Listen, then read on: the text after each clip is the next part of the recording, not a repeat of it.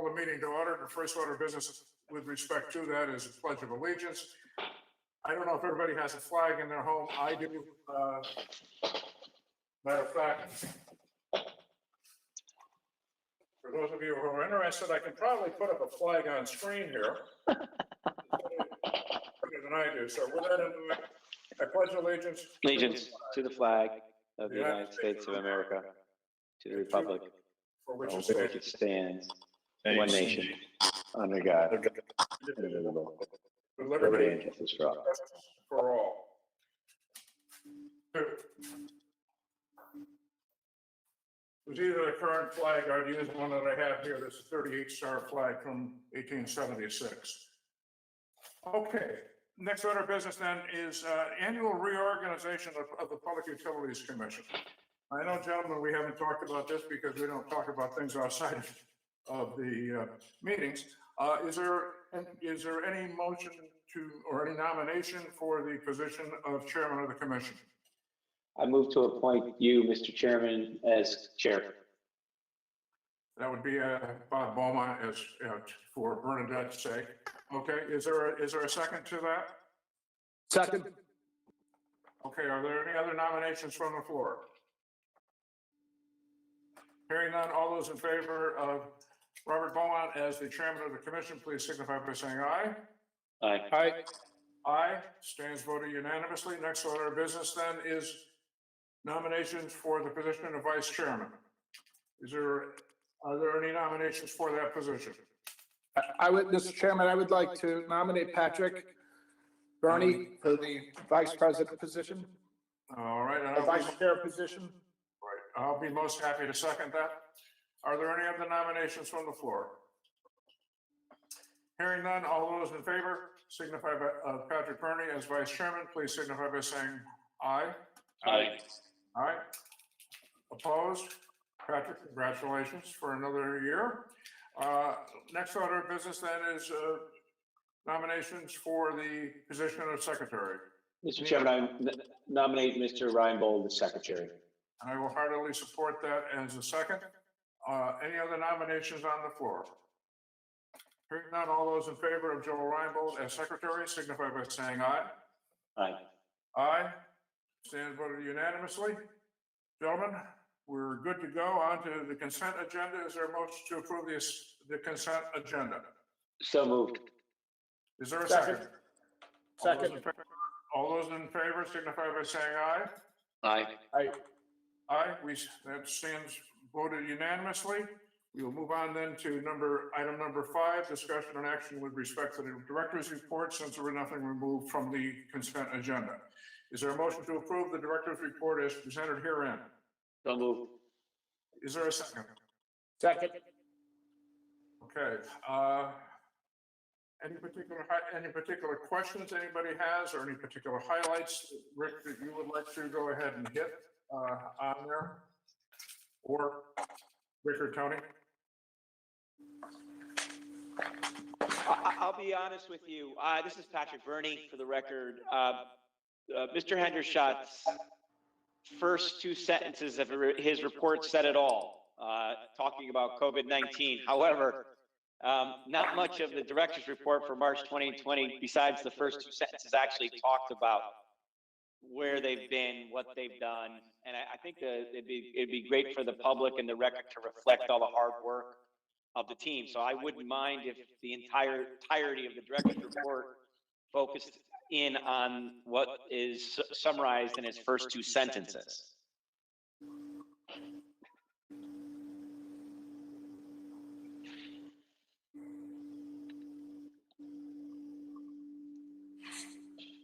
Rick, you're on. Rick? Hello? Hello, can you hear me now? Yes. Okay, I had some technical issues. I apologize. What I said was I could follow up later with something in writing if the commission would wish, or the general managers and I can comment verbally now. What's the commission's? Yeah, I'm just ad lib. Tell us what's going on. I don't need anything in writing. I don't need to consume any more time. Just want to hear what you guys have been doing, Well, what you've been up to. I'll ask Tony and Neil to chime in when I'm finished here. But we've gotten as creative as we can be with breaking up workers, splitting operations, trying to keep workers away from each other and from the public. We're still required to continue to, deal with the public at both buildings, the extent that they wish to come here. And we've spoken in the past about the land office approach of people paying their electric bills in person. We're requiring them to call in and be allowed into the building one at a time. That doesn't seem to have slowed them down terribly. Still handling a lot of cash.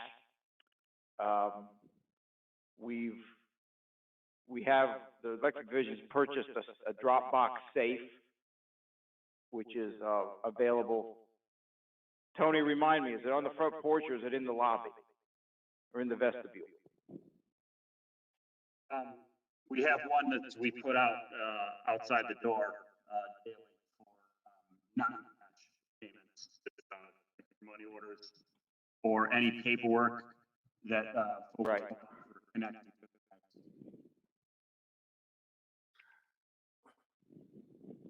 Tony, do try to stay close or focus toward the mic if you would, please, because you're phasing in and out, or fading in and out, I should say. Yeah. Yes, we have a Dropbox that's outside the building every day.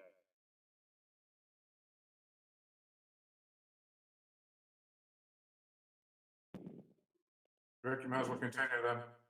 Okay, over the weekend, the electric division had, I don't know how you describe it, deep cleaning or sort of disinfectant type cleaning performed in all of its vehicles and throughout the electric division office.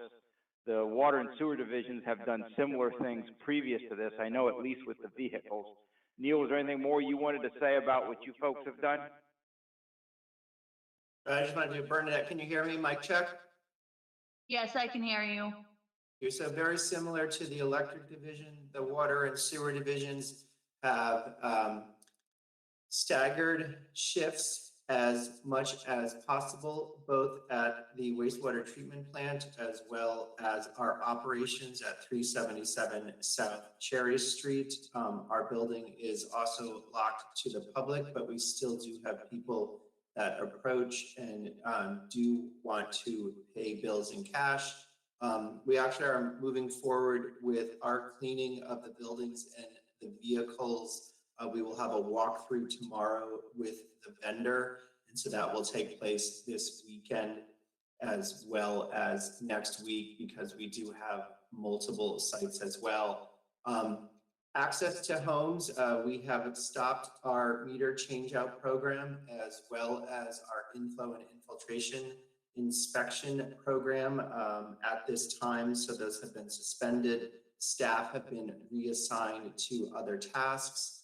One item we are addressing is our water quality sampling points, specifically those sites that are located within private business enterprises. So DPH has provided some guidance on that, and so every day or every week, we are just addressing it as we move forward. Okay, thank you, Neil. So that's the long and short of it, gentlemen. We've done everything we feel we can with the tools we have.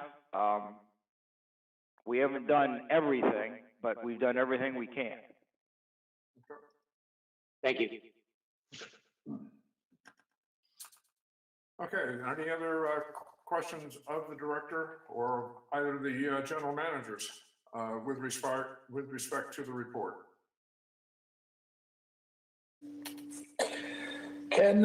This is Joel, can somebody give me a quick information on the underground storage tank? The bids came in, was that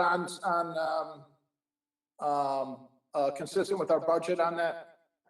And Rick, that's on 5-2 toward the bottom. I don't know if you want to, whether I'm jumping out of order or not, but I was interested in how the bids came in on the replacement of the underground oil tank at Piscataquis.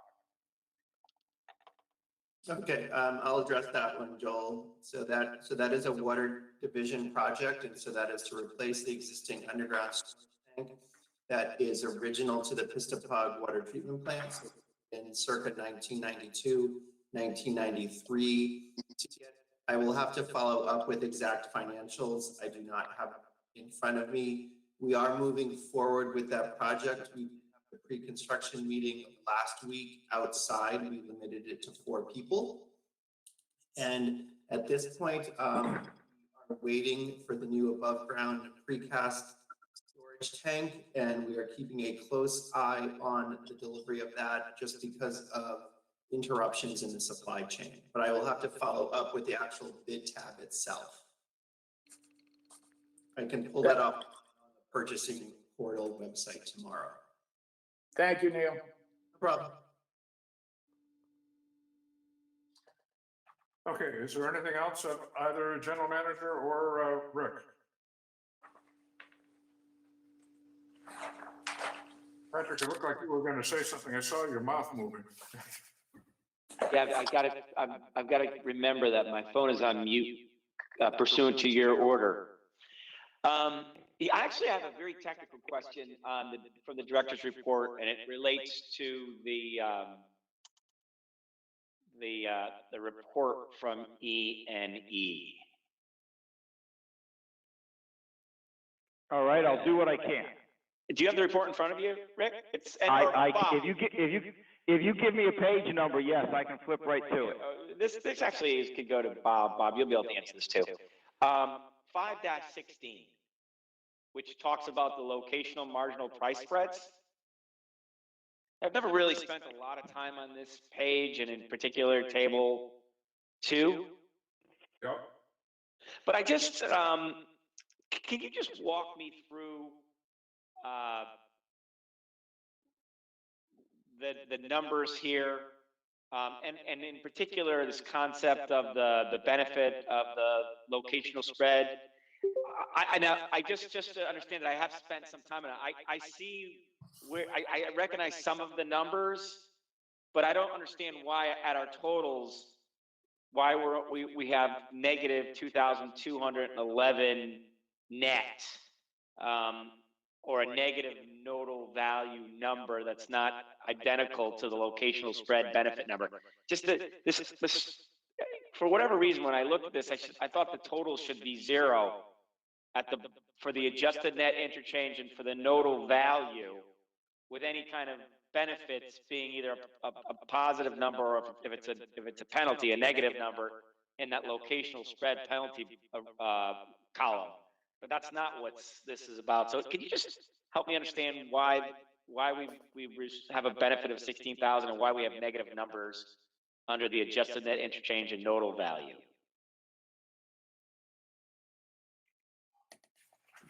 This, Patrick, to get you the quality of answer you want, I would have to direct that to Craig Keeney.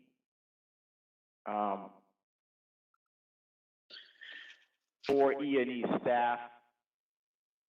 I can't give you the quality of answer I know you want.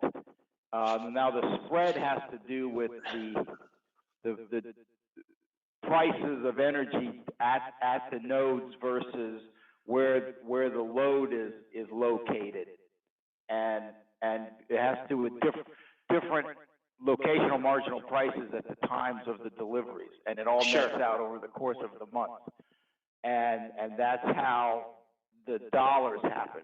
Those first numbers aren't, adjusted net interchange isn't dollars. That's energy. That's megawatt hours. Yeah, the load matches the load at the top of the report. I was actually able to figure that out. I was pretty impressed with myself. But that's fine. We can go. You can get the report from if it's worthwhile for me just to have a phone call with him. That's fine too. Just a little tutorial, and that's it. Don't want to belabor it. That's fine. We can move on. Patrick, as a quick comment with regard to the spread, you're talking here, you're talking a positive benefit to us of 22,297 at the Mass Hub. We're either, we're in the so-called Connecticut load zone. And sometimes there are benefits to us to be buying from the Connecticut load at the Connecticut load zone as opposed to the Massachusetts hub. By the same token, the negative number that you'll see opposite the NIPA, that is due to the fact that there's always a negative or a cost to us for the delivery through Roseton, New York. That is the hub that is the entrance to Connecticut from New York State. So that basically is the answer with respect to those two. The negative numbers on the nodal values, I'm not sure what the story is on that. I've never really questioned that. Actually, I thank you for questioning it, because we all may end up learning something. Okay, thank you, Mr. Chairman.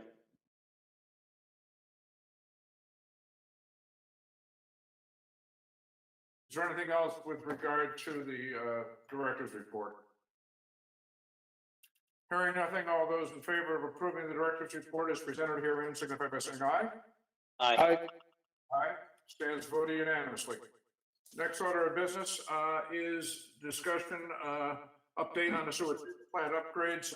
Neil, I think we probably are all in receipt of your memo that you sent out earlier today. If you want to go over that, or if there are any questions on it, fire away, gentlemen. Sure, we'll take a couple minutes just to go through it. So on the logistics and administrative side, the fire marshal's office did approve the project, and they sent their approval on to the town building department. So we can get our full building permit. As a reminder, right now, operating under a partial building permit, which allows us to do excavation and construction of foundations and exterior and the concrete interior walls. We just can't do the roofs yet. So we can't enclose any of the buildings, but we're not there yet. So administratively, that was a nice progress. Looking at the structures around the construction site, we'll go in logistical order. The anaerobic basin. So the hydrostatic test for the anaerobic has been completed. There are actually two tests. One is a quantitative test. So that is, we actually measure the leakage. And then there's a qualitative test, which is no visible leakage coming through the exterior walls. And so they can just be hairline cracks when the concrete cures, or tie holds where they basically tie two sides of the form to each other through the concrete. So those have all been repaired successfully by C.H. Nickerson, and those are standard in construction. There's nothing to be afraid of or upset here. This is standard. So the next step for the anaerobic basin is to backfill around all sides of the anaerobic basin and then begin to pull the sheeting from the western edge, the northern edge, and the eastern edge. The southern edge is very close to the existing primary settling tanks, so that sheeting will remain in place, and that was designed that way. Moving on to the intermediate pump station. So that concrete is 95–98% complete. What is outstanding is just the cap for a future stairwell. The IPS, intermediate pump station, is in the midst of the hydrostatic test. It has passed the quantitative test, and it is still going through the qualitative test on that. Moving to the tertiary phosphorus building, TPB, all the concrete for the base slab has been poured, and the contractor is placing rebar and forming exterior and interior walls. And just late last week, early this week, they did pour one half of the southern exterior wall. And then at the UV disinfection post aeration building, the base slabs for both sides of the structure is complete. And the contractor is currently forming and pouring exterior and interior walls. So looking ahead the next 4 to 8 weeks, concrete pours, formwork at the tertiary phosphorus building and the UVPA building will continue. That is the focus of the contractor at this time. Moving down to the bottom of the page, construction contract payment applications. You see as of March 15th, there was a small net change order that did hit the billing for C.H. Nickerson, so that is reflected there. Represents about 0.11% of the overall construction contract, and the schedule remains the same with a completion date of February 10, 2022. So with that, I'll open it up to questions.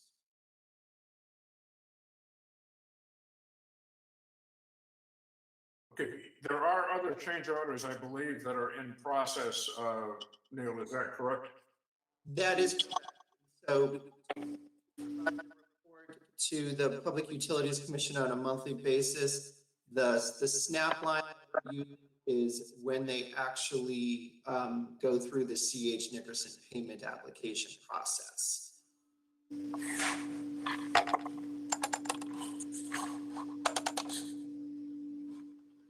Okay, is any other comments or questions, gentlemen, of Neil with regard to the report?